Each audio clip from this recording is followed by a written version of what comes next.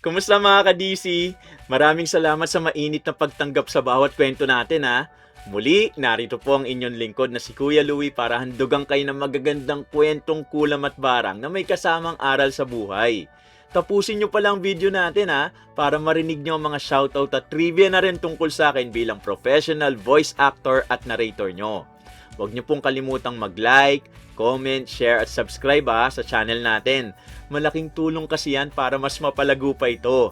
Sa nagdaang upload natin, si Athron Zala po ang sinample ko ng Gundam Seed. At alam nyo ba, dahil dun po kaya ako nahirang bilang Male Voice Actor of the Year noong 2006 ng Otaku's Verdict. Sa mga brawlers dyan, kilala nyo ba to? Siya naman ang isasample ko ngayon. Bakugan Battle Bros! O ano, kilala nyo ba siya? May collection din ba kayo ng mga munting bola na nagpapalit ng anyo para makipaglaban sa arena? I-comment nyo na agad kung sino siya. O, bago natin simulan ng kwento, may mga kwentong kulam at barang ba kayo? Pwede nyong i-share sa amin sa comment section at kung ayos sa inyo, ibabahagi natin ang kwento nyo rito mismo sa channel natin. Ngayon, wag na uli natin patagalin. Simulan na natin ang kwento. Nay, mamaya na ako magigib ng tubig May pupuntahan lang ako sandali. Mabilis lang naman ako at makakabalik din ako agad bago magtanghali. Huwag mo ngang sabihin sa akin na sugal na naman yung pupuntahan mo. Lagi na lang ganyan ang sinasabi mo pero halos gabi ka na makakauwi. Wala ka ng ibang inatupag kundi ang bisyo mo. Naku naman, Nay. Di naman araw-araw ganun. Minsan lang ako sumasama para makipagkwentuhan at maglibang sa mga kaibigan ko Para naman kayong hindi naniniwala sa akin. Hindi ako ipinanganak kahapon, Rina. Tuwing may pupuntahan ka, iisa lang ang dahilan. At kapag umuwi ka, pera na naman ang problema mo. Paano kung manalo ko? Hindi ba mas mabuti yun kaysa maghapon ako nakatunganga dito sa bahay? Napailing si Aling Linda habang nag-aayos ng mga gulay na ititinda niya mamaya. Sa edad na 23 taong gulang, wala pa ring maayos na trabaho si Rina.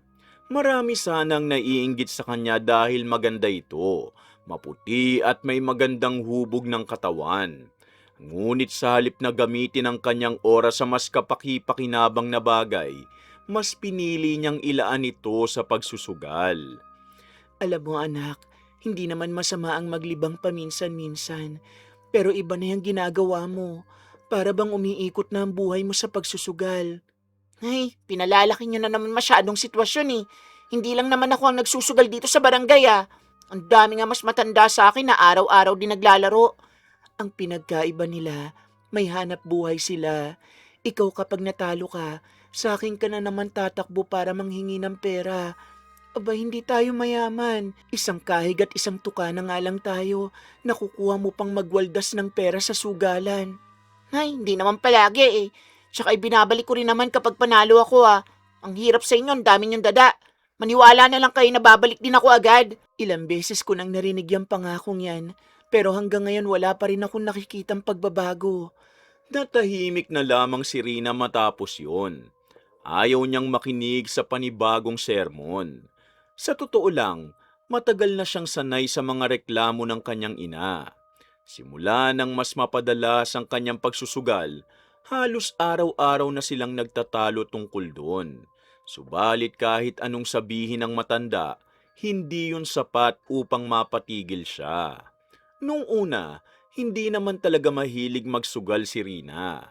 Nagsimula lamang yun ilang taon nang nakalipas nang minsan siyang mapadaan sa isang bahay kung saan may naglalaro ng tong-its. Dahil wala siyang ginagawa noon, nakinood lamang siya.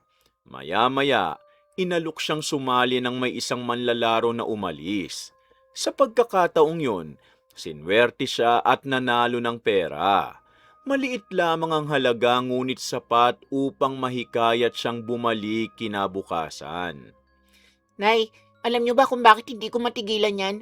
Kasi minsan isang laro lang, may pera ka na agad. Hindi mo na kailangan maghintay ng ilang araw bago kumita. Yan mismo ang dahilan kung bakit maraming nalululong dyan. Kapag nanalo ka, gusto mo ulit maranasan. Kapag natalo ka naman, gusto mong bumawi. Natural lang naman yon. Walang gustong matalo, no? At wala rin gustong makita ang sarili nilang unti-unting nasisira dahil sa bisyo, anak. Grabe naman kayo magsalita. Para namang napakalaking kasalanan agad ng ginawa ko. Hindi pa man malaking kasalanan ngayon, pero papunta ka na doon kung hindi ka titigil. Natahimik muli ang dalawa. Sa loob ng bahay, tanging tunog ng mga gamit na inaayos ni Aling Linda ang maririnig. Samantala, si Rina naman, nakaupo lamang habang iniisip kung saan siya makakakuha ng pera para makasali sa laro mamaya. Sa barangay nila, hindi lamang tong-its ang kanyang nilalaro.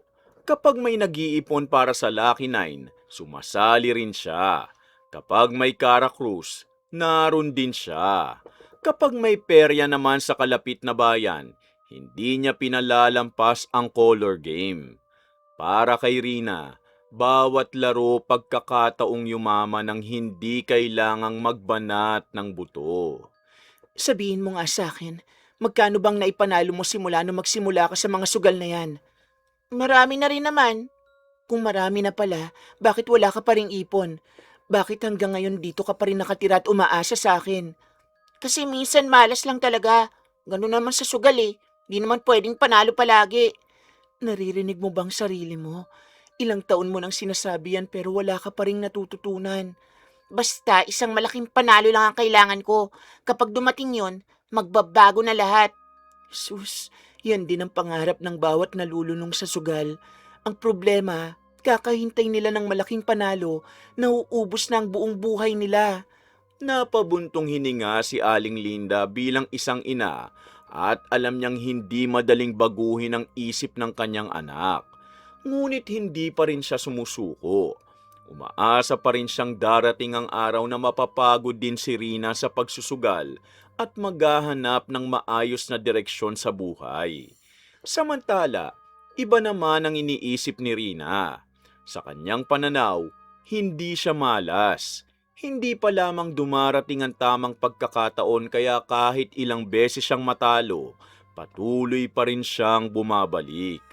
Sa bawat laro, umaasa siyang yun na ang araw na babaliktad ang kanyang kapalaran. Nay, kung sakaling manalo ako ng malaki, anong gusto niyong ipabili sa akin? Mas gusto kong marinig na naghahanap ka na ng trabaho kesa nangangarap ka ng panalo sa sugal. Ayan na naman tayo eh. Hindi ba pwede maging positibo naman kayo kahit minsan? Positibo ako anak. Kaya nga gusto kong makita kami magandang kinabukasan. Ang hindi ko gusto, yung nakikita kong unti-unti mong sinasayang ang sarili mo. Hindi niyo lang talaga ako naiintindihan eh. Hindi. Ikaw ang ayong umintindi sa mga taong nagmamalasakit sa'yo. Hindi na sumagot si Rina. Tumayo siya at sumilip sa bintana. Sa isip niya, nagsisimula na marahil ang mga nagtitipon para sa laro mamayang hapon. Habang iniisip niya yon, hindi niya napansin ang malungkot na tingin ng kanyang ina. Sa buong barangay, marami ang humahanga sa kanyang ganda. Subalit marami rin ang nagsisimula ng umiwas dahil sa kanyang bisyo. Hindi pa yun lubos na nauunawa ni Rina.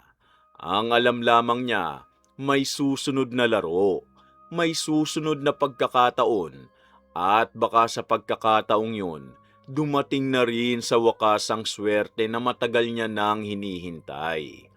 Samantala ng sumunod na araw, Rina, sakto at nakita kita.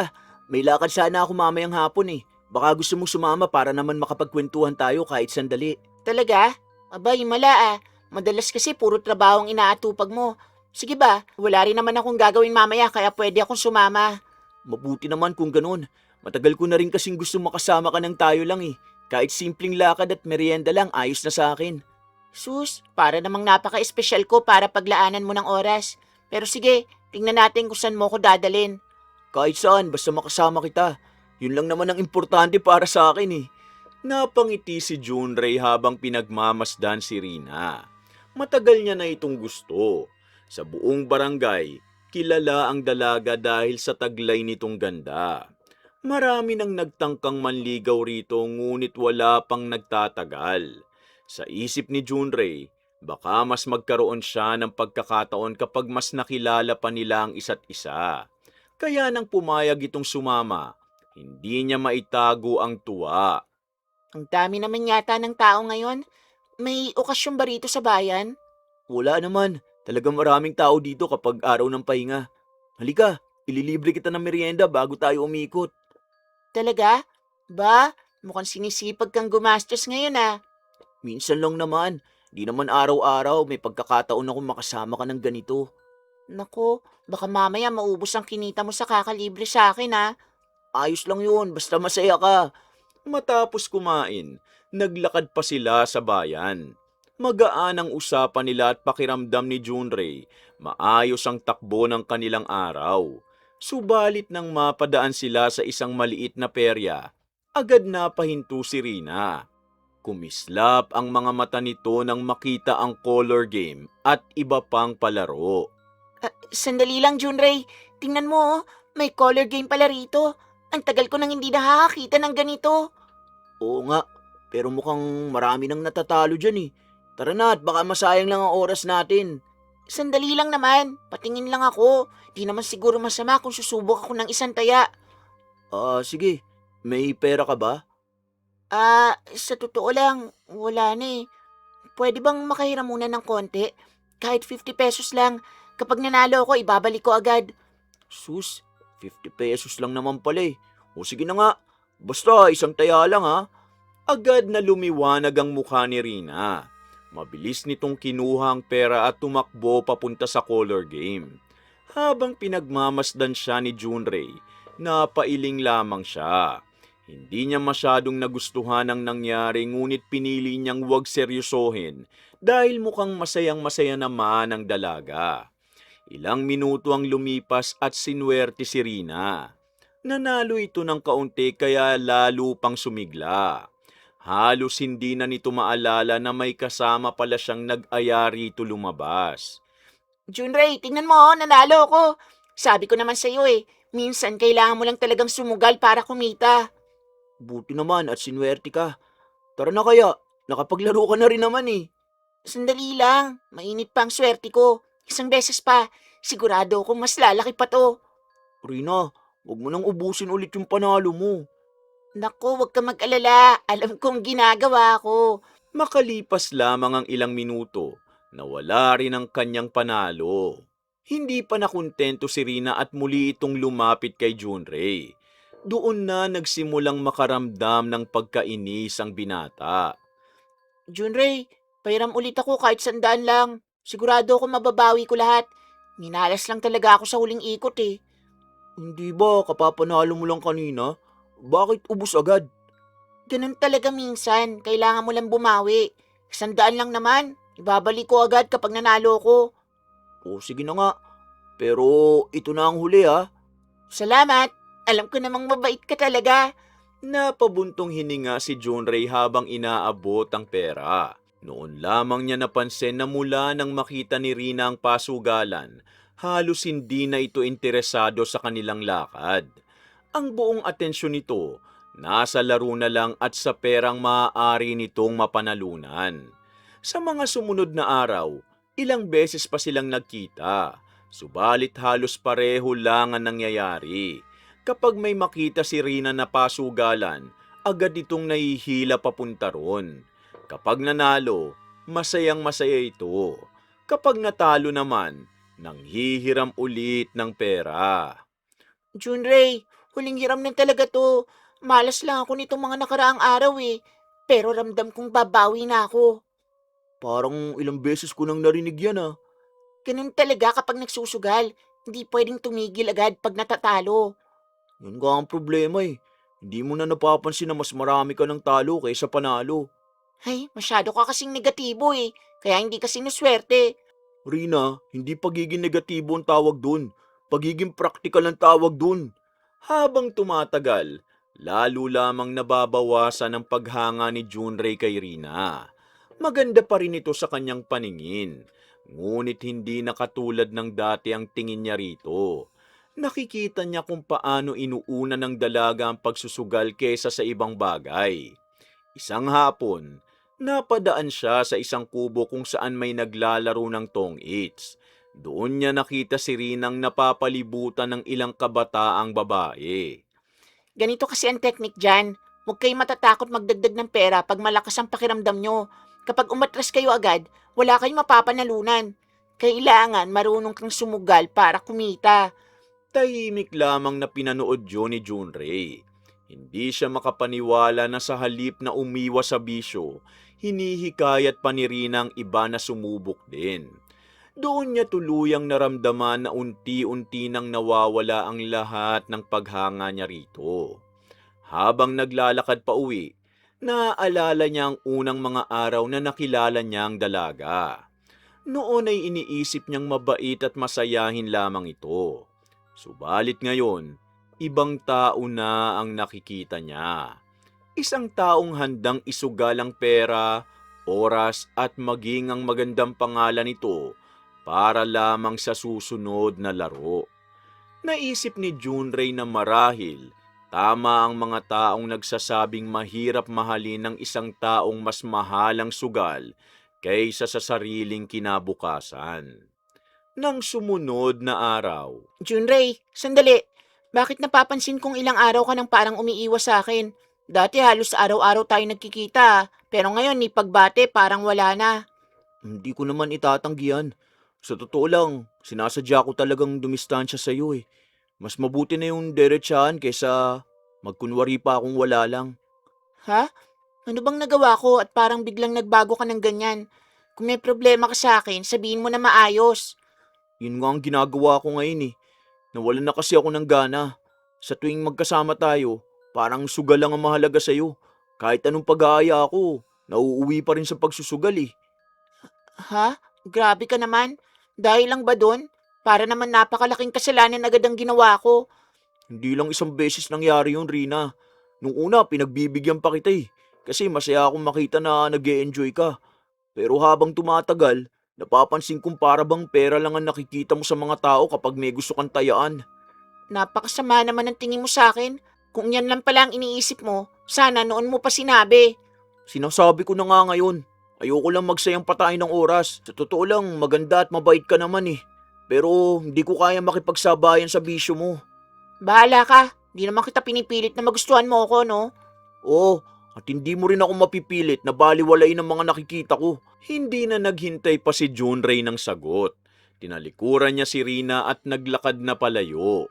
Naiwan namang nakatayo ang dalaga habang pilit binabaliwala ang sakit na dulot ng kanyang mga narinig. Subalit sa halip na pag-isipan ang sinabi ng binata, mas lalo siyang nagpakalulong sa sugal. Dahil sunod-sunod ang kanyang pagkatalo, nagsimula siyang manghiram ng pera sa iba't ibang kapitbahay gamit ang magandang reputasyon ng kanyang inang si Aling Linda. Nay, bakit parang nakasimangot ka yata? May problema ba? Ako pa talagang tatanungin mo. Dapat ikaw ang sumagot sa mga gusto kong malaman. Dahil kanina may naghahanap na naman sa'yo. Eh ano na naman ngayon kung may naghahanap sa akin? Di naman siguro bawal na may magtanong tungkol sa akin. Huwag mo kong gawing tanga. Naniningil sila ng pera. At ang mas nakakahiya, pangalan ko pa ang ginagamit mo para pagkatiwalaan ka. Naku, maliit na bagay lang naman yon. Babayaran ko rin naman sila kapag nakabawi ako sa mga talo ko. Yan na naman ang sagot mo. Ilang buwan ko nang naririnig yan, pero wala pa rin namang nagbabago. Habang tumatagal, mas dumarami pang naniningil. Hindi nyo naman kailangan mag-alala ng ganyan. Alam ko naman ang ginagawa ko eh. Talaga ba? Kung alam mo ang ginagawa mo, bakit pati ako nadadamay sa mga utang mo? Kanina si Tessie, halos magalit na sa akin dahil ilang beses ka na raw niyang sinisingil. Hey, masyado lang siyang atat. Hindi naman ako tumatakbo sa utang. Hindi man ganon pero puro ka naman dahilan. Kapag sinisingil ka, may bago ka na namang kwento. Nakakahiya na, Rina. Nay, konting tiis na lang. Kapag nanalo ako na malaki, mababayaran ko silang lahat ng sabay-sabay. Naririnig mo pa ba ang sarili mo? Nakikita mo pa ba? Umaasa ka pa rin ba sa sugal para bayaran ng utang na galing din sa sugal? Paulit-ulit na lang ang ikot ng buhay mo, Rina. Eh ano bang gusto niyong gawin ko? Tumigil agad? Paano ko mababawing lahat ng natalo ko kung titigil ako ngayon? Mas mabuti pang mawalan ka ng konting pera kesa mawalan ka ng dangal sa buong barangay. Hindi mo ba napapansin na unti-unti nang nasisira ang pangalan mo? Ay nako, masyado nyo kasing iniisip ang sinasabi ng ibang tao eh. Dapat ko talagang isipin yon dahil ako ang nahihiya sa ginagawa mo. Ako ang humaharap sa mga taong pinagkakautangan mo habang ikaw nagtatago kung saan-saan. Hindi ako nagtatago. Busy lang ako minsan. Busy sa pagsusugal. Yun ang totoo. Kapag may laro, mabilis kang makahanap ng oras. Pero kapag trabaho o responsibilidad, kung ano-anong dahilan ang lumalabas sa bibig mo. Bakit ba parang lahat na lang mali para sa inyo? Hindi naman ako kriminal. Tingnan mo nga ang sarili mo. Pati mga kapitbahay natin naaabala na dahil sa mga pangungutang mo para sa sugal. Nagbabayad naman ako kapag may pera ako ah. At gaano kadalas mangyari yon? Mas madalas pa kitang makitang nangihiram kaysa nagbabayad. Natahimik si Rina. Kahit ayaw niyang aminin, alam niyang may katotohanan ng mga sinasabi ng kanyang ina. Subalit mas malakas pa rin ang paniniwala niyang may darating na malaking panalo na mag-aayos sa lahat ng kanyang problema. Nay, konting tiis na lang talaga. Pakiramdam ko malapit na akong swertihin. Hindi pwedeng habang buhay akong malas. Yan ang kinatatakutan ko, anak. Habang hinihintay mo ang swerte na yan, mas lalo kang lumulubog. Baka dumating ang panahon na wala nang gustong magtiwala sa'yo. Hindi naman siguro aabot sa ganun. Aba, nagsisimula na nga. Dati maraming humahanga sa'yo. Ngayon puro reklamo na lang ang naririnig ko tungkol sa pangalan mo.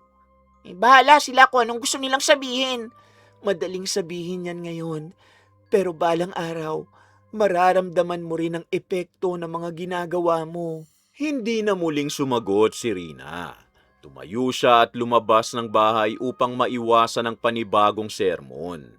Kahit masakit pakinggan ang mga sinasabi ng kanyang ina, ayaw niya pa ring aminin na may problema siya. Sa isip niya, malas lamang siya nitong mga nakaraang araw. Kaya sa halip na huminto, lalo siyang naging determinado na bumawi sa susunod na laro. Nang sumunod na araw, Nay, may pera ka ba dyan? Kahit 200 lang. May kailangan na akong bayaran mamaya eh. At kulang ang hawak ko. Wala na, Rina. Kabibili ko lang ng paninda kahapon. At may babayaran pa akong utang sa pwesto. Bakit ba parang araw-araw ka nalang naghahanap ng pera? Di naman araw-araw. Magkataon lang na medyo gipit ako ngayon. Kapag nakaluwag ako, ibabalik ko rin naman agad. Kung tutuusin, hindi ko na nga alam kung ilan na ang binigay ko sa'yo nitong mga nakaraang buwan. Nay naman eh, konting tulong lang ang hinihingi ko. Ang damot niyo naman. Hindi pagiging madamot ang tawag dyan. Pagod na ako sa kakapangaral sa'yo. Sige na nga, wag na. Maghanap na lang ako ng ibang paraan. Yun nga ang kinakatakot ko eh. Sa tuwing sinasabi mo yan, tiyak may panibago ka na namang uutangan. Bahala na. Di naman pwedeng nakaupo lang ako rito no, habang walang pera. Mas mabuti pang maghanap ka ng trabaho kaysa maghanap ng mauutangan, anak. hindi na sumagot si Rina. Mabilis siyang lumabas ng bahay bago pa humaba ang usapan. Dahil kailangan niya ng puhunan para sa isang malaking laro ng tong-its ng gabing yun, nagganap siya ng mahihiraman sa barangay. Subalit karamihan sa mga nilapitan niya, tumanggi na. Bandang hapon, napadaan siya sa tindahan ni Mang Benigno, isang matandang kilalang mabait at mapagbigay sa mga taong nangangailangan. O Rina, mukhang malalim yata ang iniisip mo. Kanina ka pa pabalik-balik sa tapat ng tindahan ko ah. Nako, wala naman po. Nag-iisip lang po ako ng paraan para makahanap ng pera. Medyo nagka-problema lang po kasi ako, Mang Benigno. Ganun ba? Anong klaseng problema naman yan? Baka naman may maitulong ako kahit papano. Kasi nahihiya nga po ako magsabi. Kailangan ko lang sana ng konting pera. May aasikasuhin lang po ako at kulang talaga ang hawak ko ngayon. Magkano ba ang kailangan mo? Kahit 500 lang po sana. Ibabalik ko rin agad kapag nakaluwag po ako. Malaking halaga rin yan para sa akin pero kung talagang kailangan mo, pwede naman kitang tulungan. Talaga po? Maraming salamat po. Hindi po kayo magsisisi. Sigurado pong mababayaran ko agad yan. Wala akong hinihinging kapalit. Ang gusto ko lang, tuparin mo ang pangako mo. Opo, hindi ko po kayo bibiguin, Mang Binigno. Napangiti si Rina nang makuha ang pera. Para sa kanya, nalutas agad ang kanyang problema. Samantala si Mang Binigno naman, hindi nagdalawang isip na tumulong dahil naawa siya sa dalaga. Hindi nito alam na hindi sa mahalagang bagay mapupunta ang perang kanyang ipinahiram. Kinagabihan, nagtungo agad si Rina sa sugalan. Punong-puno siya ng pag-asa habang hawak ang perang hiniram. Sa isip niya, sapat na yun upang makabawi. Subalit tulad ng maraming beses nang nangyari, hindi pa rin pumanig sa kanya ang swerte. Hindi pwede to. Kanina pa ako natatalo. Sigurado kong babaliktad din ang laro mamaya. Kailangan ko makabawi. Subalit pagsapit ng gabi, halos wala nang natira sa perang hiniram niya. Sa halip na matakot, lalo pa siyang nanghinayang. Pakiramdam niya, konti na lang at malapit na siyang manalo. Kinabukasan, muli siyang napadaan sa tindahan ni Mang Binigno. Kumusta ka na, Rina? Nakatulong ba ang perang hiniram mo kahapon? Opo naman. Sa totoo nga po, may isa pa sana akong gustong pakiusap kung hindi kayo magagalit. Oh, ano na naman yun? Kailangan ko pa po kasi ng konting dagdag. Huling hiram na po talaga to. Kapag natapos lang ang inaasikaso ko, mababayaran ko kayo ng buo. Hindi pa nga nababayaran yung una mong hiniram eh. Alam ko po, pero konting tulong na lang talaga. Hindi ko po kakalimutan ang kabutihan nyo. Pangako. Ay nako, ikaw talagang bata ka. O sige, pero tandaan mo ang pangako mo ha. Opo, maraming salamat po. Muli na namang napagbigyan si Rina. Habang papalayo siya sa tindahan, nakangiti siya dahil nakahanap na naman siya ng puhunan. Hindi niya napansin na yun na ang simula ng mas malalim na pagkakautang kay Mang Binigno. Samantalang ang matanda naman, walang kaalam-alam na ang kanyang pagtulong unti-unting magiging dahilan ng pinakamalaking problema sa kanyang buhay. Makalipas ang 3 araw, Rina, hindi naman sa nagmamadali ako ha. Pero sana kapag nakaluwag ka, unahin mo na rin ang mga nahiram mo sa akin. Hindi rin kasi biro ang pera ngayon eh. Lalo na't matumal ang benta nitong mga nakaraang araw. Opo naman, Mang Binigno. Nahihiya na nga ako sa inyo, sa totoo lang. Kaya nga ginagawa ko rin ang lahat para makahanap agad ng pambayad. Ayoko naman na isipin yung kinakalimutan ko ang utang ko. Hindi ko naman iniisip yun. Mabait kang bata at naniniwala naman akong marunong kang tumupad sa pangako. Kaya nga kita pinapahiram dahil nagtitiwala ako sa'yo. Maraming salamat po. Hindi po lahat ng tao ganyan kabait. Pangako, hindi masasayang ang pagtitiwala niyo sa akin. O sige, basta tandaan mo lang ha, masarap tumulong sa taong marunong lumingon sa pinanggalingan ng tulong. Opo, hindi ko po kakalimutan yan. tumango si Mang Binigno at muling inasikaso ang kanyang tindahan. Samantala, mabilis namang umalis si Rina. Habang naglalakad, napangiti pa siya dahil madali na naman siyang nakalusot. Pagdating niya sa bahay, nadatnan niya agad ang kanyang inang naghihintay sa may pintuan. Oh, saan ka na naman galing? Kanina pa kita hinahanap dahil may pumunta na naman dito para maningil. Nay naman konting utang lang yun. Bakit ba parang lahat na lang ginagawang malaking problema? Dahil hindi naman akong umutang pero akong nahihiyang humarap sa mga tao. Ako ang pinupuntahan nila kapag hindi ka nila makita.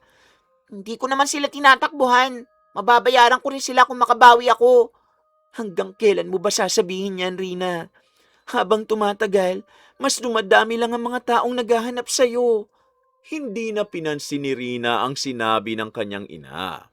Kahit kailan talaga, malabo siya nitong maintindihan. Samantala, nang sumunod na araw, Linda, pasensya na kung napaaga ang punta ko rito ha. May itatanong lang sana ako tungkol kay Rina kung pwede. Naku, ayos lang yon. Pero bakit parang seryoso yata ang mukha mo? May problema ba? May nangyari ba kay Rina, Mang Benigno? Wala naman akong alam na masamang nangyari sa kanya. Ang totoo niyan, ilang araw ko na kasi siyang hinahanap. Dati naman kapag dumadaan ako sa kalsada, nakikita ko siya kung saan-saan. Pero nitong mga nakaraan, parang iniiwasan na niya ako. Iniiwasan na rin niya siguro na mapadaan sa tindahan ko. Iniiwasan? Bakit naman niya gagawin yon? May hindi ba kayo napagkasunduan?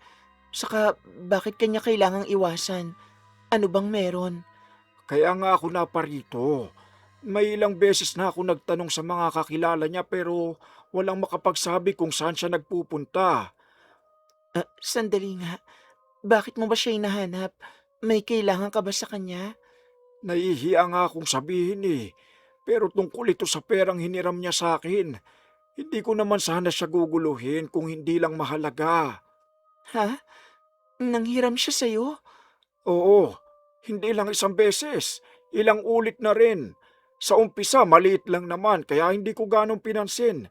Pero habang tumatagal, nadagdagan na ng nadagdagan. Ay, Diyos ko. Hindi ko alam na pati pala ikaw, nautangan na niya. Hindi ko naman siya sinisiraan, Linda. Sa totoo lang, ayoko nga umabot sa ganito Pero kailangan ko na rin kasi talaga yung pera. Magkano bang nahiram niya sa'yo? Mahigit 2,000 na rin kung pagsasama-samahin lahat 2,000? Oo, at sa lagay ko ngayon, malaking halaga na yun. Natahimik si Aling Linda matapos marinig ang halagang yun.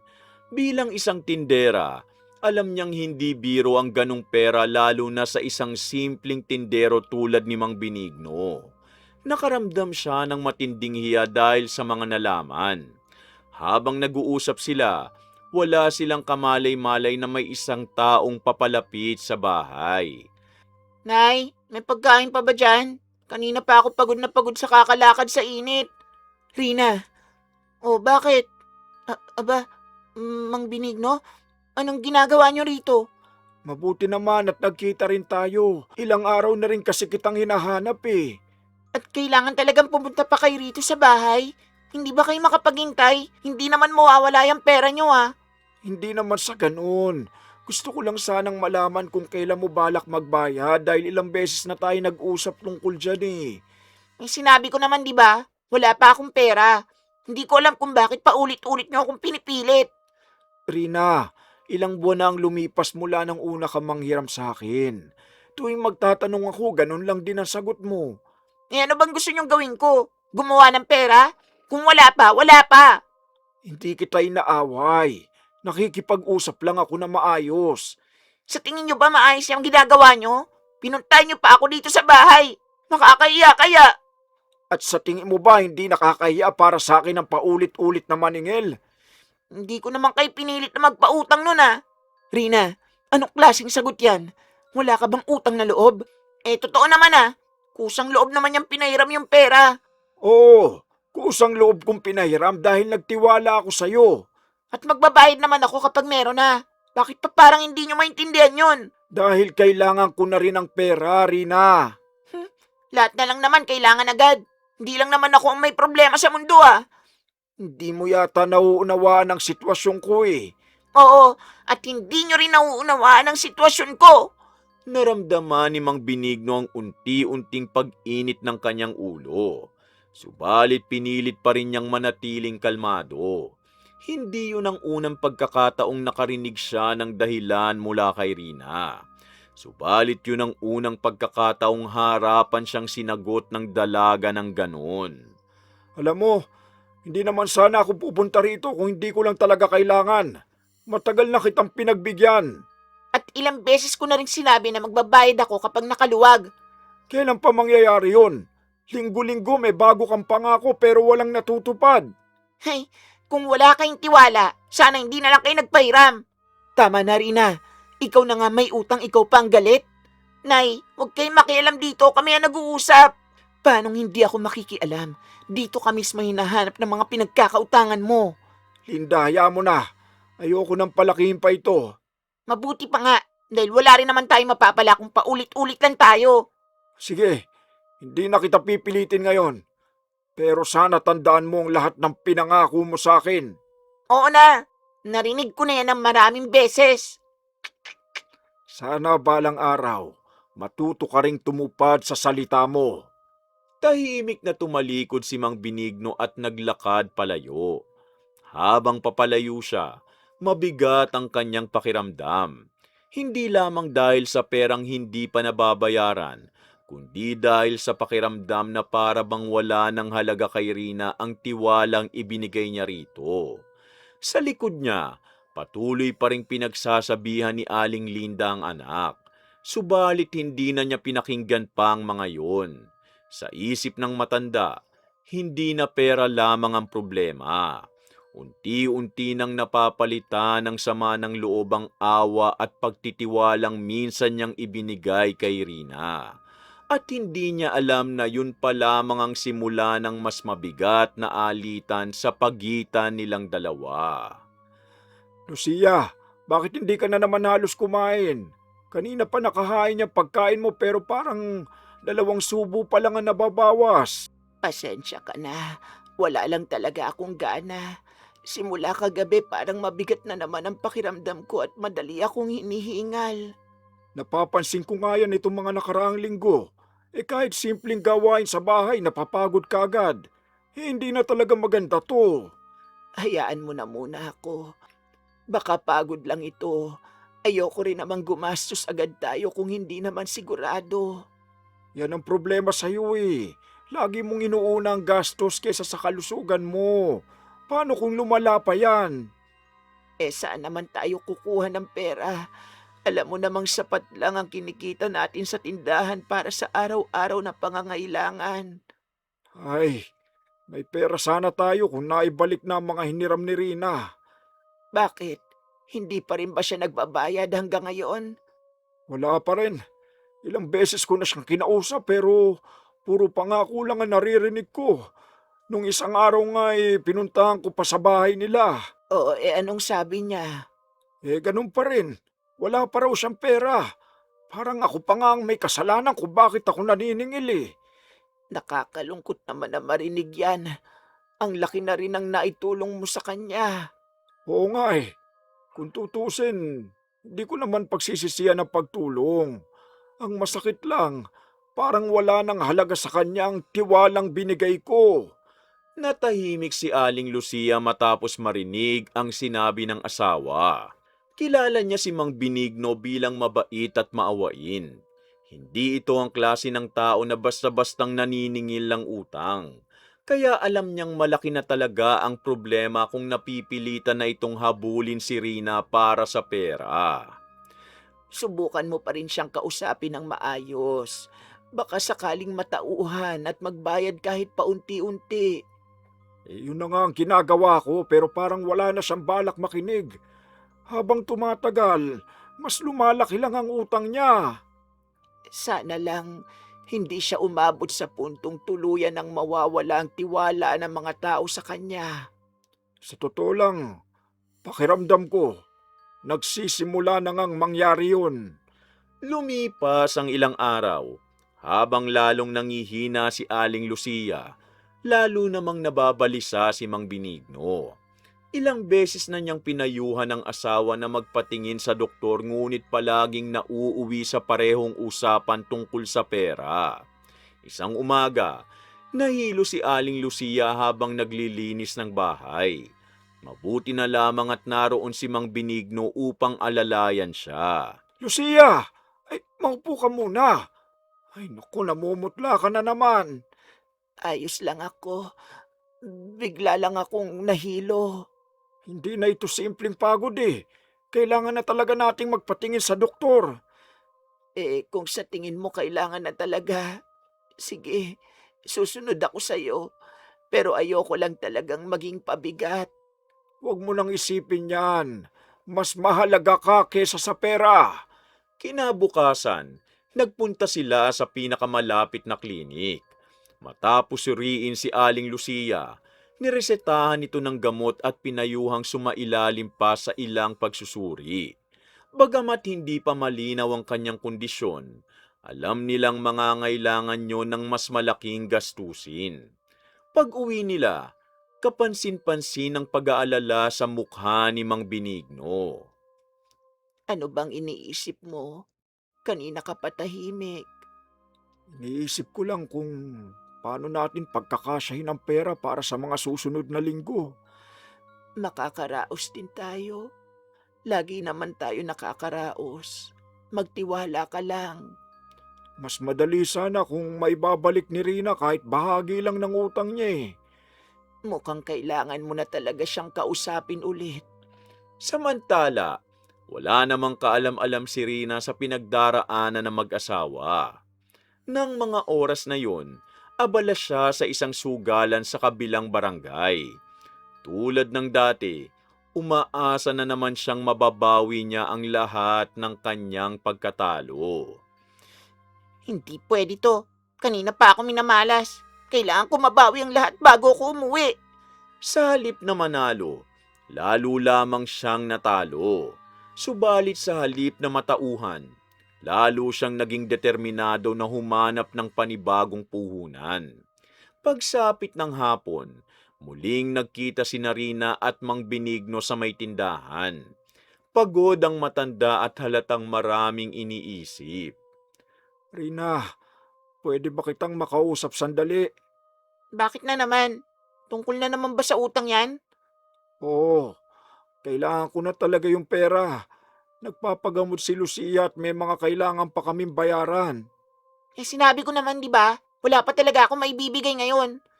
Kahit kaunti lang sana. Kahit paunti-unti.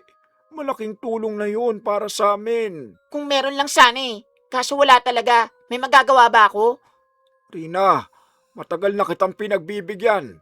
Sana naman maintindihan mo rin ang sitwasyon namin. Ay, saan na maintindihan nyo rin ang sitwasyon ko? Di naman ako nagtatain ng pera para bigla na lang maglabas ng pambayad. Hindi ko hinihingi ang buong halaga. Kahit konting pagsisikap lang sana na mabayaran ang utang mo. Ay, paulit-ulit na lang tayo sa usapang to. Oo, dahil paulit-ulit mo ring ipinagpapaliban ang responsibilidad mo. Tahimik na nagkatinginan ng dalawa. Sa pagkakataong yun, malinaw na hindi na lamang pera ang namamagitan sa kanila. Unti-unti nang napapalitan ng sama ng loob ang kabutihang loob na minsang ipinakita ni Mang Benigno. At habang patuloy na binabaliwala ni Rina ang kanyang mga utang, hindi niya alam na papalapit na siya sa isang pagkakamaling tuluyan ng babago sa kanyang buhay. Samantala, lumipas pa ang 3 araw. Lucia, huwag ka munang tumayo. Kanina ka pa nahihilo. Ako na ang kukuha ng tubig para sa'yo. Naaawa na ako sa iyo, Benigno. Simula nang magkasakit ako, halos lahat ng gawain ikaw na ang gumagawa. Pakiramdam ko tuloy, pabigat na ako. Ilang beses ko bang sasabihin na huwag mong isipin yan? Mas mahalaga sa akin na makapagpahinga ka kaysa pilitin mo ang sarili mo. Hindi ko rin naman ginusto na magkasakit. Pero habang tumatagal, parang lalo akong nangihina. Kahit ilang hakbang lang ang lakarin ko, hinihingal na agad ako. Yun nga ang ikinababahala ko eh. Naalala ko tuloy yung sinabi ng doktor.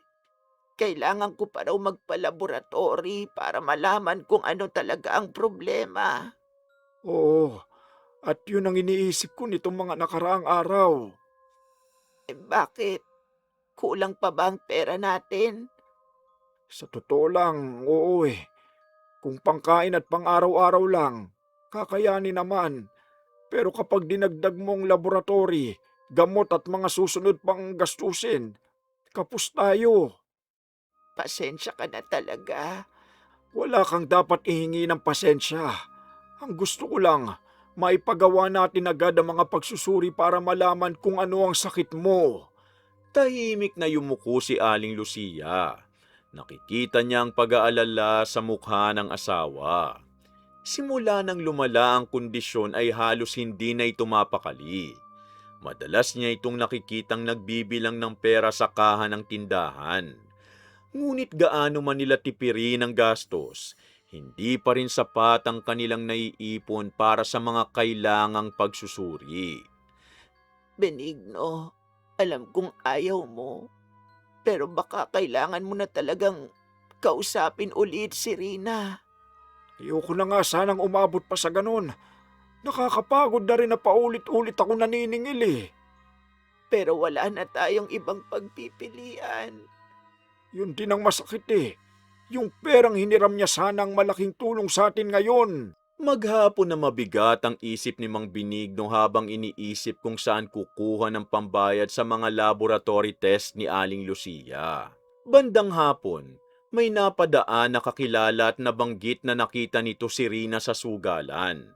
Dahil doon, agad siyang nagtungo roon. Pagdating niya, nadatnan niyang abalang-abala ang dalaga sa paglalaro habang napapalibutan ng mga tao. Rina, pwede ba kitang makausap sandali?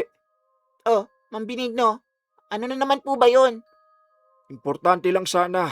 Kailangan ko na talaga ang perang hiniram mo. Naku naman, dito pa talaga kayo pumunta. Nakikita nyo naman may ginagawa ako. Ilang araw na kitang hinahanap eh. At kailangan ko na talaga ang pera. Sinabi ko na nga wala akong maibibigay sa ngayon. Kahit kaunti lang sana, malaking tulong na yon para sa laboratory ni Lucia. Eh ano ba magagawa ko kung wala talaga? Eh kung wala kang pera, eh bakit may pantaya ka rito? Problema ko na yata kung saan ko ginagamit ang pera ko. Rina, hindi ako nakikipag-away. Nakikiusap ako. Sana naman maintindihan mo rin ang sitwasyon namin. Paulit-ulit mo rin iniiwasan ang responsibilidad mo. Unti-unting natahimik ang ilang taong nasa paligid. Ang iba, tumigil na sa panonood ng laro at napapatingin na lang sa kanilang dalawa. Responsibilidad? Bakit ba parang siguradong-sigurado kayo may utang ako sa inyo? Bakit? Dahil meron naman talaga. Talaga ba? Oo, ilang beses kitang pinahiram ng pera. Talaga? Eh may kasalutan ba tayo? May ebidensya ba kayo sa sinasabi nyo? Rina, hindi ko naisip na kailangan pa nun dahil nagtitiwala ako sa'yo. Eh di problema nyo na pala yun. Ano bang sinasabi mo? Simple lang. Kung wala kayong kasulatan, paano nyo mapapatunayan ang sinasabi nyo? Rina, alam mo mismo ang katotohanan.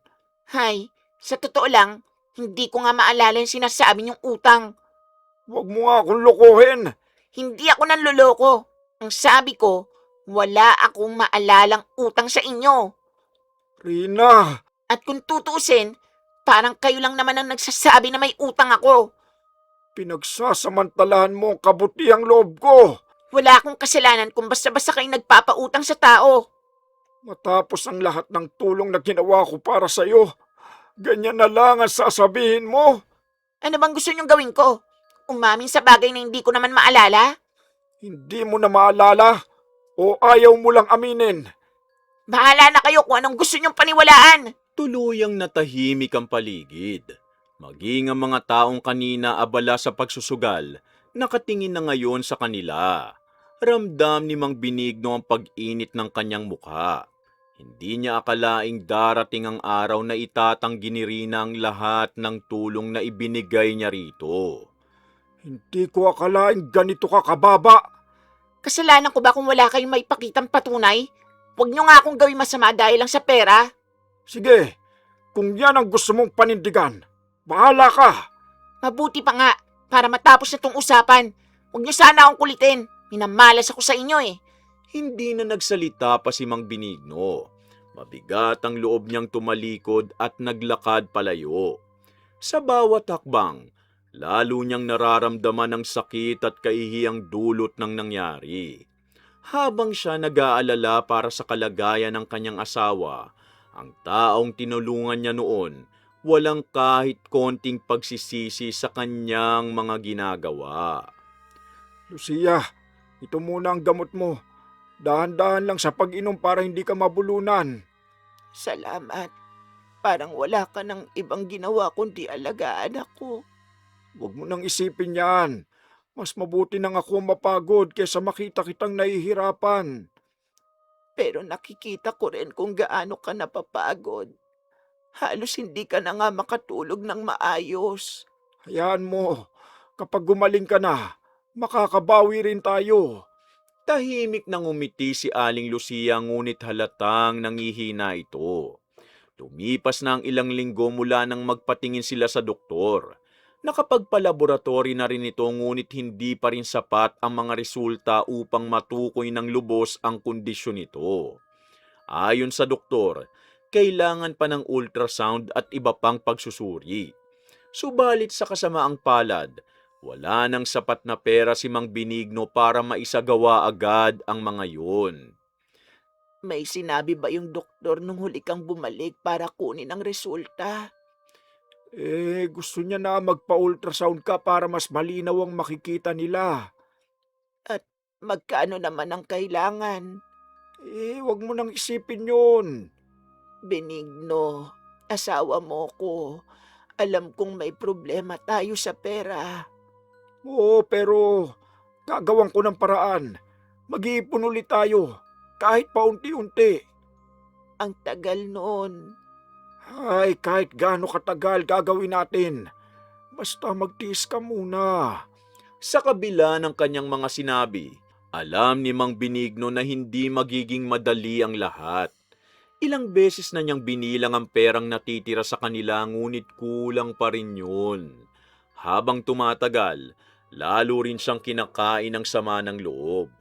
Hindi niya maiwasang maalala ang perang hiniram ni Rina. Kung naibalik lang sana yon, baka hindi sila ganong nahihirapan ngayon. Kinagabihan, tahimik siyang nakaupo sa labas ng bahay habang nakatingin sa madilim na kalangitan. Naroon pa rin sa isip niya ang nangyari sa pasugalan. Kanina pa kita pinagmamasdan. Nandito ka pa rin pala. Bakit bumangon ka pa? Dapat nagpapahinga ka. Hindi ako mapakali kapag nakikita kitang ganyan. Wala naman ito eh. Tungkol pa rin ba ito kay Rina? Ay, paano ko ba hindi isipin yun?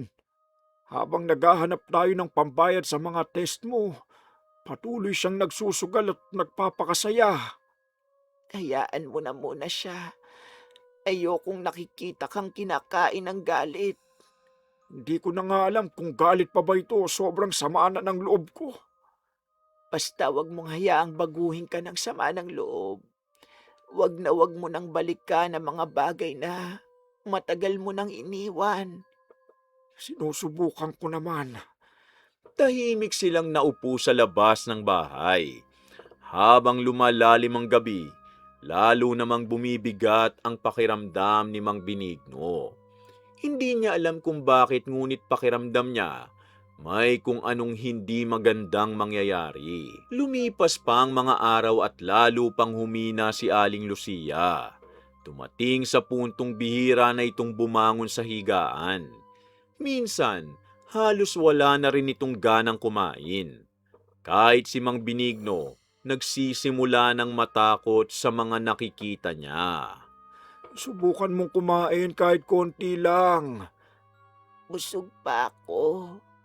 Kanina mo pa sinasabi yan eh. Wala pang laman ang tiyan mo. Sige na, kumain ka kahit konti. Pasensya na. Wala talaga akong gana. Kailangan mong kumain para lumakas ka, Lucia. Sige, susubukan ko mamaya. Yan na naman ang sagot mo eh. Susubukan mo pero isa o dalawang kutsara lang, ayaw mo na. Huwag mo namang hayaan na mag-alala pa ako ng gusto. Habang tumatagal, lalo lamang nasasaktan si Mang Benigno sa kalagayan ng asawa. Pakiramdam niya, wala siyang magawa kundi panoorin itong unti-unting nangihina araw-araw. Isang gabi, mas tahimik si Aling Lucia kaysa karaniwan. Nakahiga lamang ito habang nakatingin sa kisame. Napansin agad yon ni Mang Benigno. Lucia, may masakit ba?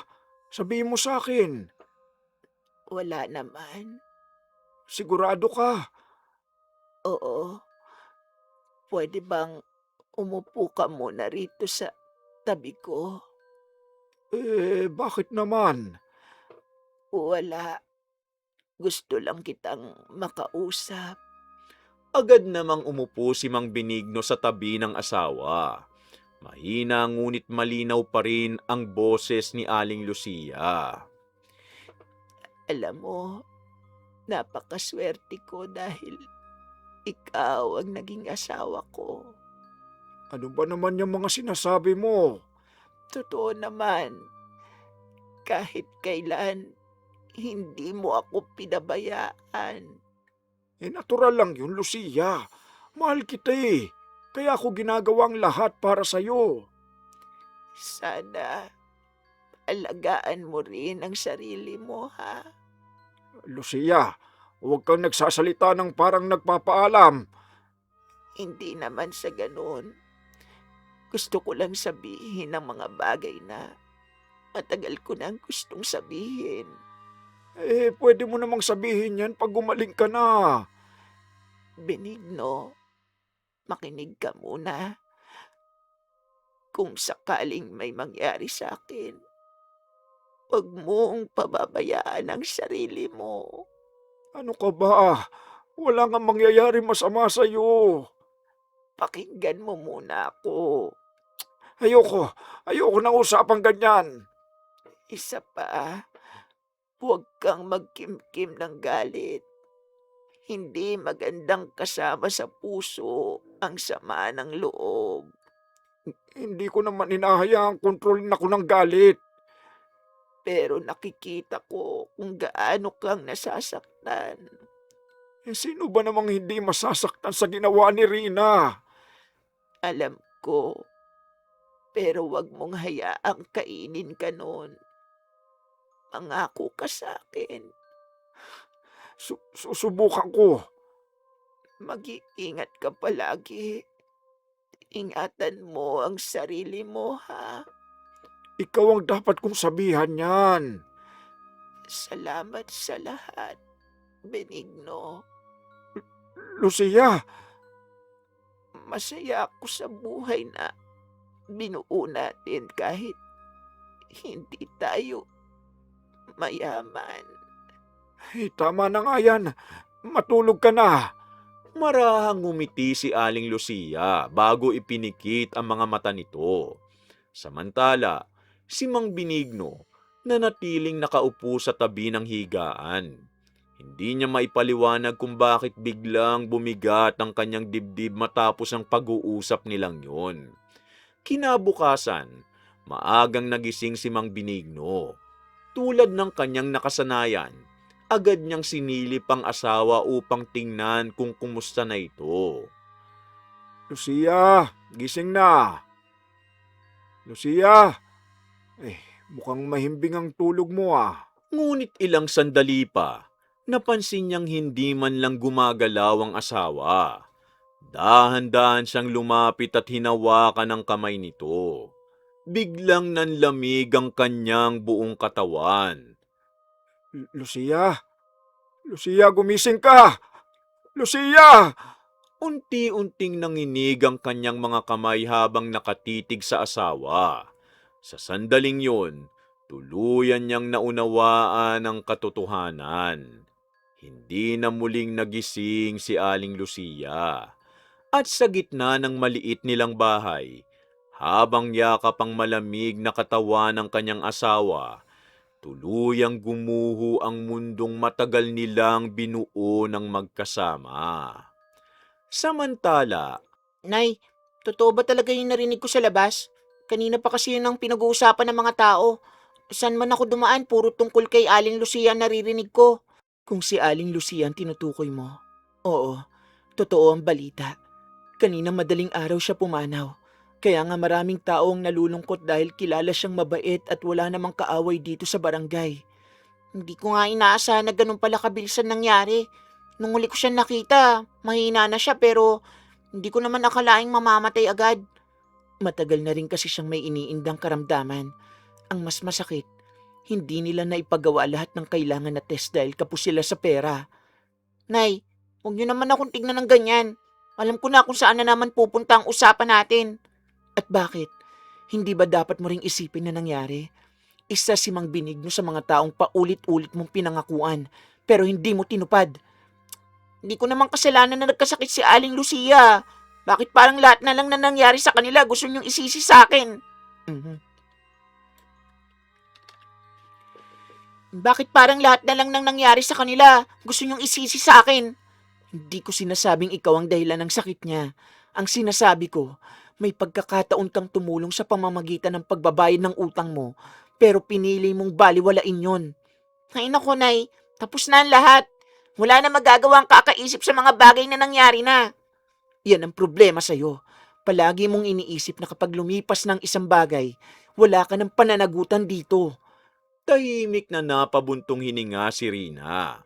Simula nang kumalat ang balita tungkol sa pagkamatay ni Aling Lucia, halos lahat ng tao sa barangay, yon ang pinag-uusapan. Kahit saan siya magpunta, may naririnig siyang kwento tungkol sa mag-asawa. Subalit sa halip na mag-isip ng malalim tungkol dito, mas pinili niyang wag na lang makialam. Para sa kanya, sapat na ang dami ng sarili niyang problema. Lumipas ang mga linggo at unti-unting humupa ang usapan tungkol sa pagkamatay ni Aling Lucia. Subalit may bago namang napansin ng mga tao sa barangay. Nanatiling sarado ang maliit na tindahan ni Mang Benigno. Araw-araw yung nadadaanan ng mga tao ngunit wala nang nakikitang nagbubukas o nagtitinda roon. Dahil dito, nagsimulang kumalat ang iba't ibang haka-haka.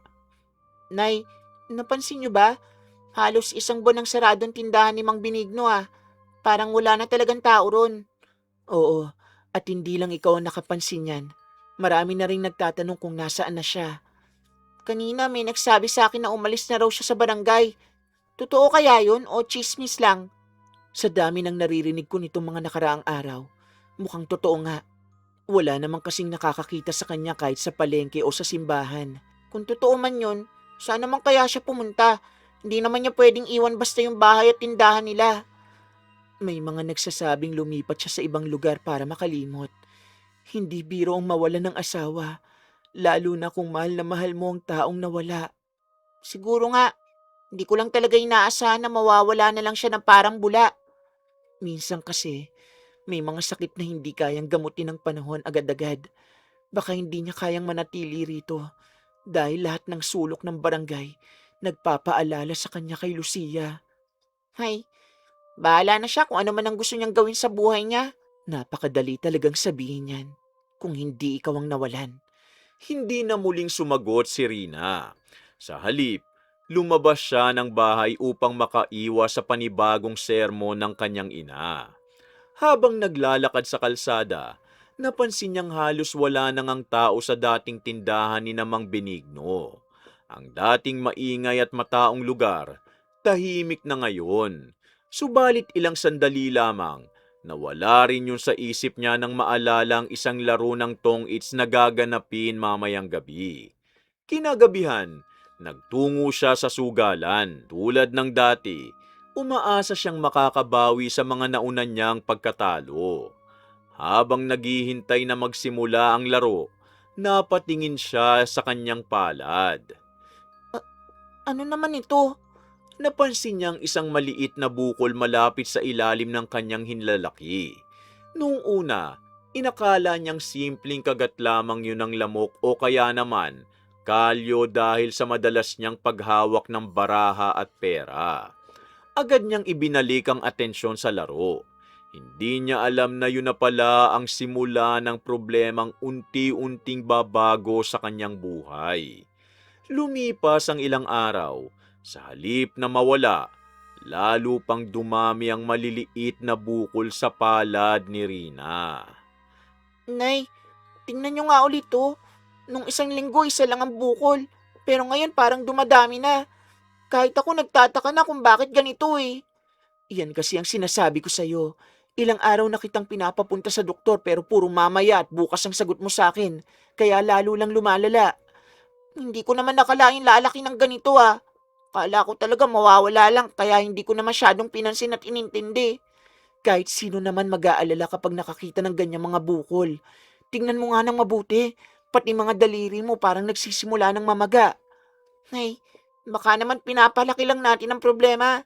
Hindi naman ako nilalagnat eh. At nakakakilos pa naman ako na maayos. Hindi lahat ng sakit nagsisimula sa lagnat. Minsan nga, mas delikado pa yung mga tahimik lang pero unti-unting lumalala. Sige na nga, kapag hindi pa ito nawala sa mga susunod na araw, saka ako magpapatingin. Yan na naman tayo eh. Sana naman sa pagkakataong ito, tuparin mo dahil hindi na talaga normal ang nakikita ko. Kinabukasan, nagtungo pa rin si Rina sa pasugalan. Kahit may iniinda na siyang pananakit, ayaw pa rin niyang palampasin ang pagkakataong makabawi sa mga nauna niyang talo. Habang nagpapatuloy ang laro, lalo siyang nahirapan. Minsan, napapabitaw siya ng hawak sa baraha. Minsan naman, tila naninigas ang kanyang mga daliri kaya nagpasya siyang umuwi dahil hindi na siya komportable. Pag-uwi niya ng bahay ng gabing yon, agad siyang sinalubong ni Aling Linda. Napansin itong ilang ulit nang hinihimas ni Rina ang kanyang mga kamay. O ano, kumusta na yung kamay mo? Huwag mo sabihing hindi na naman sumakit habang nagsusugal ka. Sa totoo lang, mas masakit na ngayon kaysa dati. Minsan parang naninigas pa yung mga daliri ko habang humahawak ako ng baraha. Aba edi lalo kang dapat magpatingin. Hindi ka na ba natatakot sa mga nangyayari sa'yo? Kung hindi ako matatakot, nagsisinungaling ako. Kasi kahit ako nagugulat na sa bilis ng pagdami ng mga bukol na to eh. Buti naman at nag-iisip ka na rin. Bukas, samahan mo ako sa doktor ha. Gusto ko na malaman kung ano ba talaga tong tumutubo sa mga kamay ko. Iyan ang pinakamatinong desisyon na narinig ko mula sa iyo nitong mga nakaraan. Hindi na sumagot si Rina. Tahimik siyang napatingin sa kanyang mga palad. Sa unang pagkakataon, hindi pagsusugal ang laman ng kanyang isip kundi ang takot na baka may malubhang sakit siyang dinadala. Habang pinagmamasdan niya ang mga bukol na patuloy na dumadami, pakiramdam niya may paparating na problemang higit na mas mabigat kaysa sa lahat ng pagkakatalong naranasan niya sa sugal. Nang sumunod na araw, Nay, natatakot na ako. Ayoko na talaga maghintay pa. Habang tumatagal, lalo lang lumalaki ang mga bukol at mas sumasakit ang mga kamay ko. Pakiramdam ko may mali na talaga eh. Oh, ano pang hinihintay mo riyan? Tara na at magpatingin na tayo para malaman na kung anong problema dyan sa kamay mo. Sana naman malaman ko na kung ano to. Hindi na ako mapakali kakaisip kung bakit ganito ang nangyayari sa akin. Mas mabuti nang malaman natin ang totoo kaysa puro tayo hula. Halika na at wag na natin patagalin pa. ng araw ding yon, nagtungo si Narina at Aling Linda sa doktor. Sinuri ng doktor ang kanyang mga kamay at nagtanong tungkol sa mga sintomas na kanyang nararanasan. Matapos yun, pinagawa siya ng ilang laboratory test upang malaman kung may impeksyon, allergy o iba pang sakit na maaaring dahilan ng mga bukol. Ilang araw silang naghintay bago lumabas ang mga resulta. Nay, kinakabahan ako. Pakiramdam ko may maluba na akong sakit. Hintayin muna natin ang sasabihin ng doktor bago tayo mag-isip ng kung ano-ano. Pagbalik nila sa klinik, maingat na ipinaliwanag ng doktor ang resulta ng mga pagsusuri. Subalit sa halip na mabawasan ang pag-aalala ni Rina, lalo lamang siyang naguluhan. Ayon sa doktor, normal ang karamihan sa kanyang laboratory test at wala itong makitang malinaw na dahilan kung bakit nagkakaroon ng ganong mga bukol sa kanyang mga kamay. Paano nangyari yun? Kung normal naman ang mga resulta, bakit patuloy na lumalala ang kalagayan ko?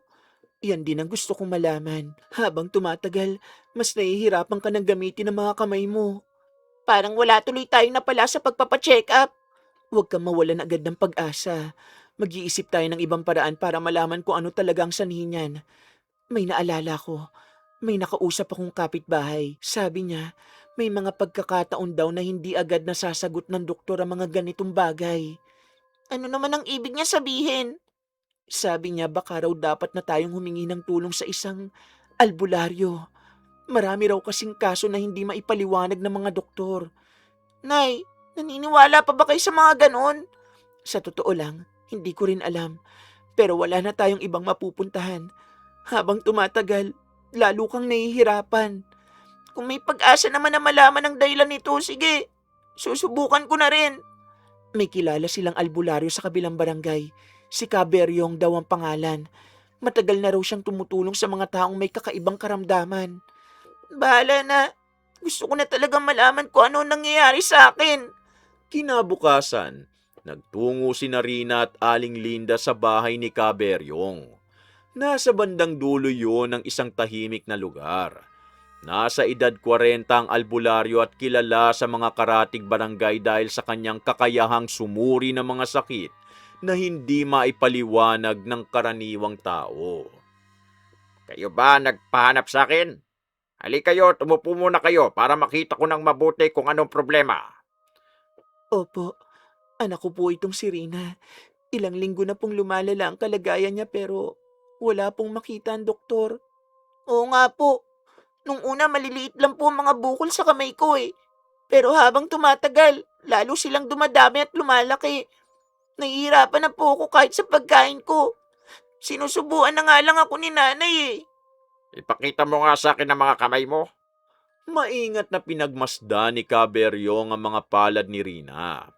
Ilang sandali siyang natahimik habang nakatingin sa mga bukol. Kapansin-pansin ang biglang pagseryoso ng kanyang mukha. Bakit po? May nakita ba kayo? Sabihin mo muna sa akin, may tao ka bang labis na nasaktan, naloko o nagawa ng malaking kasalanan nitong mga nakaraang buwan? Ha? Bakit niyo naman po naitanong yan? Anak, sagutin mo ng maayos ang tanong niya. Hindi ko alam. Marami naman ako nakaalitan pero wala akong maisip na dahilan para mangyari to. Pag-isipan mong mabuti. Hindi ordinaryong sakit ang nakikita ko sa mga kamay mo. Ano pong ibig niyo sabihin? May mabigat na galit na nakadikit sa karamdaman mo. At hindi ito gawa ng kalikasan o simpleng sakit lang. Diyos ko, ano pong sinasabi niyo? May gumawa ng barang o sumpa laban sa anak mo. Biglang natahimik si Rina at Aling Linda. Hindi sila agad nakapagsalita matapos marinig ang sinabi ng albularyo. Hindi po pwede yun. Wala naman akong kaaway na gagawa ng ganung bagay. Meron. At matindi ang sama ng loob ng taong yun sa'yo. Kilalang kilala niyo po ba kung sino? Hindi ko nakikita ang buong mukha. Pero malinaw ang isang bagay. Ang taong yun ay nawala ng mahal sa buhay at ikaw ang isa sa dahilan kung bakit nagkaroon siya ng matinding galit. Nawala ng mahal sa buhay? Ay, Diyos ko. Si Mang Benigno. Yun din ang pangalang lumilitaw sa aking pakiramdam. Siya ang pinagmula ng sumpang ito. Hindi pwedeng siya. Anak, naalala mo bang lahat ng nangyari noon? Pero kung siya nga, pwede niyo ba akong gamutin? Kung simpleng barang lamang ito, baka may magawa pa ako. Ngunit sa lagay ng kondisyon mo ngayon, hindi ko kayang alisin ang sumpang nakadikit sa'yo. Kung ganon, ano pong dapat kong gawin? Hanapin mo si Mang Benigno. Siya lamang ang may kakayahang bawiin ang ginawa niya. Hanggat hindi niya inaalis ang sumpa, patuloy na lalala ang kalagayan mo. Eh kung hindi ko po siya mahanap? Kung hindi mo siya mahanap, sasabihin ko sa iyo na maaaring habang buhay mong dalhin ang kaparusahang yan. Mali. Kung hindi mo siya mahanap, sasabihin ko sa iyo na maaaring habang buhay mong dadalhin ang kaparusahang yan. Sa mga sandaling yun, tila gumuho ang mundo ni Rina. Ngayon lamang niya lubos na naramdaman ang bigat na mga pagkakamaling matagal niyang binaliwala. At sa unang pagkakataon, hindi na pera o sugal ang iniisip niya kundi kung paano niya mahanap ang taong minsan niyang pinagtaguan at niloko bago tuluyang maging huli ang lahat. Pag-uwi sa bahay, Nay, hindi na ako mapakali. Kailangan nating hanapin si Mang Benigno habang may oras pa. Baka sakaling maawa siya at alisin ang ginawa niya sa akin. Yan din ang iniisip ko. Kung totoong sinabi ni Kaberyong, wala tayong ibang pagpipilian kundi hanapin siya. Kahit saan pa siya nagpunta, susubukan kong puntahan. Ayoko nang lumala pa ang mga kamay ko. Mas mabuti nang kumilos tayo agad kesa magsisi sa huli. sa mga sumunod na araw, nagtanong si Rina at Aling... sa mga sumunod na araw, nagtanong si Rina at Aling Linda sa iba't ibang tao. May ilang nagsabing nakita raw nila si Mang Benigno sa ibang lugar. May nagsabi namang lumipat ito sa kalapit na barangay. Dahil sa mga impormasyong yon, nagpasya silang puntahan ang lugar na madalas mabanggit ng mga tao. Pagdating nila roon, agad silang nagtanong sa mga residente. Subalit walang makapagbigay ng malinaw na sagot. Habang naglalakad sila sa gilid ng kalsada, may isang pamilyar na boses na tumawag kay Rina. Rina, ikaw ba yan? Junray, ikaw pala yan. Matagal na tayong hindi nagkita. Oo nga. Pero bakit ka nandito? Anong ginagawa mo rito? May hinahanap kasi kami ni nanay eh. May nagsabi sa amin na dito raw lumipat si Mang Benigno kaya sinubukan naming puntahan. Si Mang Benigno? Oo, importante sanang makausap namin siya. Hindi niyo ba alam? Ang alin? Patay na si Mang Benigno. Ano? Ilang linggo na rin. Nabalitaan ko lang dahil may kamag-anak ako rito. Sabi nila, hindi raw kinaya ng matanda ang lungkot matapos mamatay ang asawa niya. Ay, Diyos ko. Nung una raw, tahimik lang siya. Pero habang tumatagal, parang nawalan na siya ng ganang mabuhay. Di rin nagtagal at sumunod na rin siya. Hindi pwedeng ganun. Pasensya na, akala ko alam niyo na eh. Hindi. Kailangan ko siya makausap. Kailangan ko humingi ng tawad. Kailangan niyang alisin ang ginawa niya sa akin.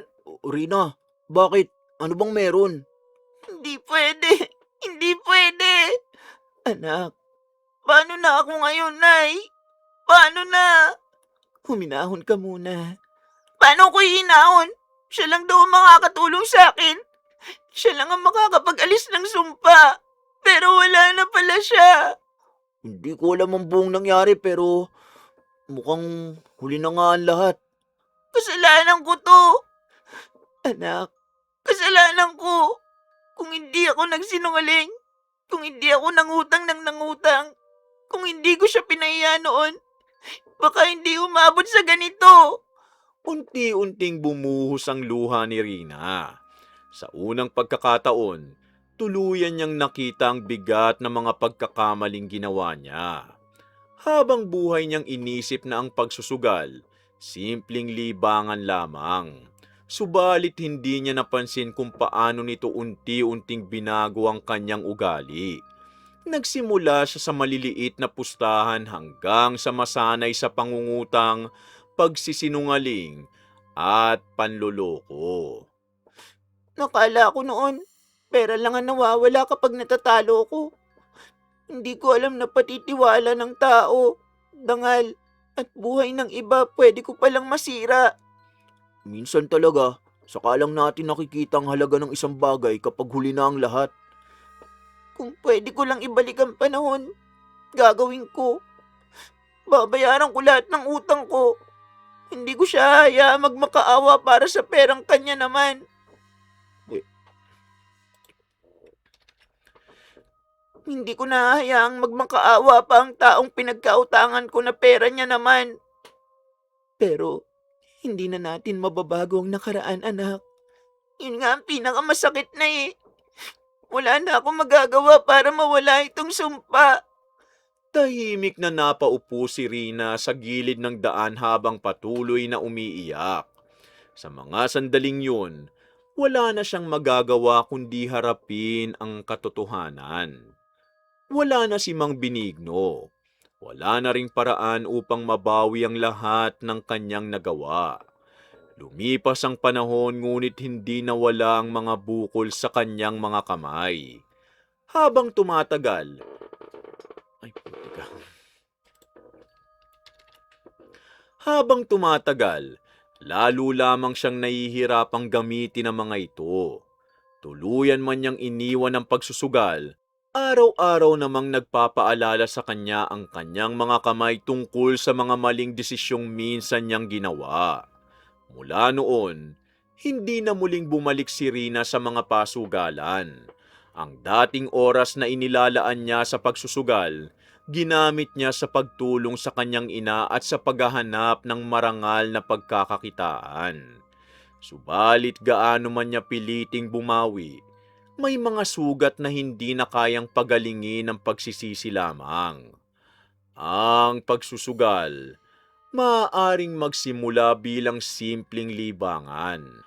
Subalit kapag hinayaang manaig ang kasakiman, maaari nitong sirain ang tiwala, relasyon, at buhay ng ibang tao. Wakas! Ayan, nakatapos na naman tayo ng isang napakagandang kwento mga ka-DC. O, anong aral lang napulot nyo rito? Palambing naman po na paki-like, comment, share at subscribe para masuportahan yung channel natin. At bilang ganti, para mas exciting, i-comment nyo kung sino yung character ko na paborito nyo sa mga binosesan ko. Eto sila sa anime. Sa mga K-drama at Tagalized films naman, i-search nyo na lang po ang pangalan ko para makapili kayo sa kanila. Lilinawin ko lang mga ka-DC, yung sample na pinaririnig ko sa inyo sa bawat character, yun mismo ang boses na ginamit ko nung pinalabas sila sa Tagalized version sa TV. Huwag nyo rin kalimutang i-comment kung ano masasabi nyo sa kwento natin ngayon Pag napili ko ang comment mo, isa-shoutout kita sa next story natin. O ngayon, trivia time ulit tayo. Year 2008 nung na-feature ang inyong lingkod sa K-Zone Magazine. Eto yun, kasagsagan din niya ng career ko sa anime. Kasama ko pa si Miss Clarice Magbo o kilala bilang si Gandang Kara ngayon. Oh, yun lang muna ang trivia natin O paano? Shoutout naman tayo. Shoutout kina Richelle Ann na first commenter natin. Kay Our Classroom with Madam Salinel. Thank you po ma'am. Josh and Lauren Rubio ng Buena Park, California. Elsie Divino, 8-19-17. Beth Mercado, Alexandre Petalio, shoutout din po sa anak niyong si Castor Troy Petalio, Lisa Takada ng Japan, Jackie Wafa, Julie V. Velcorisa, Mirna Alfaro, Emily Tayo, I'm Black, Margarita Galang ng Qatar, Cute Survivor ng Japan, Crystals Philippines, Mary Joy Hadjesa, Mestisang Bangus ng Japan, Gay Sumojo, Nax Ai, shoutout kina Mary Grace David ng Bahrain, Luza Claro, Judith Bautista, Mrs. M, Christina Peru, Babaeng Bicolana, Jessica Marie Ramos, Meldy ng Malaysia, Nika Gutierrez. Salamat po sa pakikinig ng paulit-ulit sa ibang upload natin habang naghihintay sa bago. Lydia Lopez, Tintin Bautista at sa mama at papa niyo pong sina Melissa at Resty Bautista, Christina Chavez, Julius Deloro, Phoebe Ranyada, Juliet B. ng India, Noemi Garcia Pabuna ng Hong Kong, Mirasol Masuher, Grace Argente, Shaira Maduro, Belen Malbas, Demi Crisman Sila da Cabrera, Teresa Llorca, Bella Abellano, Richard Rivera, Resty Inc., at Helen Fernandez ng Kainta, at sa mga pamangkin nyo pong sina Pauline, Pampam, Fatima, Patricia, Laika, at sa mga kapatid nyo pong sina Paul at Rebecca ng Pangasinan, at sa Fernandez family ng Pangasinan. Shoutout kina Mama Lauren Boyles ng California, USA, kay Kuya Liam at Bebe Lay ng Quezon City, kina Bombom, Bebe Jam at Jillian ng Sampaloc, Manila, kay Tanod Potpot Mailas, Mamu Lovina at Papa Bong ng Manila, at kay Keisha Chua ng Torrance, California. Pasensya na po sa mga hindi ko pa na siya shoutout ha. Abangan nyo na lang po sa mga susunod na upload natin. Kumusta po ulit sa lahat ng kababayan natin na nasa ibang bansa? Mag-iingat po kayo palagi dyan. O paano? Samahan nyo ulit ang inyong lingkod na si Kuya Louie sa susunod na kwento natin ha. Maraming salamat po at pagpalain tayong lahat ng puong may kapal. Bye!